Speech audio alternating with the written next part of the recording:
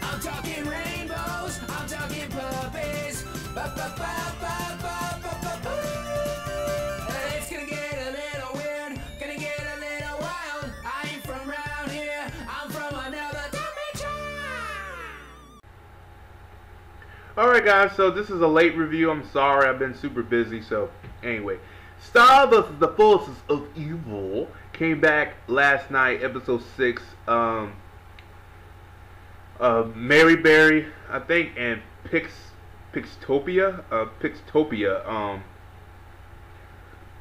were the episode title of. So we'll start with the first one. See, Star is going through this metamorphosis called puberty, and she becomes this vicious butterfly looking creature, and it seemed like she got like acne going on there with like butterfly acne, which I knew they were going to do an episode down the road with this, but I didn't think it was going to be this puberty thing. I thought this was going to be like later down the season. Like I was thinking about episode 15 down the road. You know, I didn't expect it, but I knew we were going to get this. When you watch animation for a long time, you tend to pick up what type of episodes or what type of things creators like to do. And it's weird. A lot of animation shows like to tackle puberty, especially when they have a young teen or a young teenage girl in high school. They always want to tackle that for some apparent reason. Just always. If it's a boy or a girl, just saying. And I knew this episode was coming. This was interesting. So a lot of stuff was happening. She was going through the stages of puberty, and her book was with one of their friends, with Marco's friends. Then some other chick got the book. Marco had to get the book back, and then the book didn't really do nothing in here. To me, I thought it was just no point of having the book in here. I think they should have never just had a book and just went with it, Or it would have been better if Marco skipped school and went to go back home and get the book. It would have been nice, because since Marco is not a rule breaker, it would be nice to see him go, skip school, go back home and get the book. But then again, I didn't complain. It was still a good episode.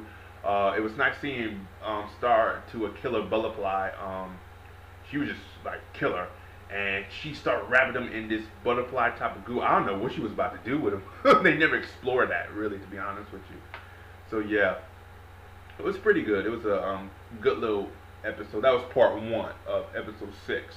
Part 2 was Pixtopia, I believe. Pixtopia is when Star got I guess you say a mirror from one of these pixels.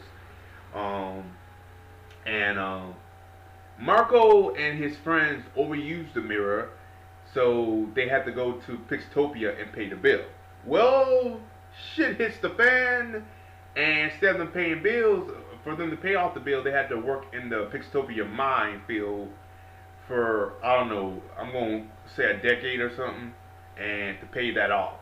Well, one of Marco's friends, fat kid, went to the Queen of Pixtopia, because I guess the Queen thought he was a king, and they were having a good time. They were about to wed to get married. So Marco and Star and Marco's other friend, who I forget, but it's played, the kid who's played Marco's friend is voiced by Jeff Bennett. Most of you don't know who Jeff Bennett is. He's the guy who did Johnny Bravo.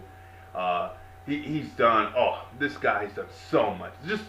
Just Google Jeff Bennett, but the biggest one is Johnny Bravo. Like, hey mama, that's him. Jeff Bennett did Johnny Bravo, so he did the voice for that too. He's done so much. In voice acting. His career, in the voice acting business is marvelous. It's just great. But anywho, back to this. And because Star Wand doesn't work in the mines, like all magic is cut off. So when they get out the mines, they have this big old fight, and Star takes out half the pixels, and the Pixel Queen. At first, if one of Marco's friends was gonna marry her, they weren't gonna kill him. Everything was peachy and peachy dory until he was like, "I don't want to marry you yet," and she's like, "Okay, kill him," and that's how shit hit the fan with this one. This one was okay episode. I like the first one a little bit more because it focused more on Star and more of what she was going through. But then again, I guess if you ask me, this was one of these episodes where you could like a throwaway episode. It's to me, this wasn't a good episode to start up, especially when you had I guess a hiatus for a month, and especially last night Steven Universe. Steven Universe came back with a bang, like it just starts swinging. So yeah, the lesser of two evils. And the worst thing about Steven Universe had 11 minutes. This had 30 minutes. So yeah, not too good, Star. Not too good. But still, it was an enjoyable episode. I enjoyed it. I liked it. I thought it could have, there's some stuff I did not like, but it's not a bad episode. Go check it out if you haven't seen it. As always, guys, like and subscribe. And peace. And comment below if you've seen Star vs. the Forces of Evil. I know it was not very trending last night, and again, a lot of stuff was happening last night anyway. So, as always, like and subscribe. Peace, guys. I'll talk to you later. Stay tuned for the next episode of Star vs. the Force of Evil. I'll see you later. Peace.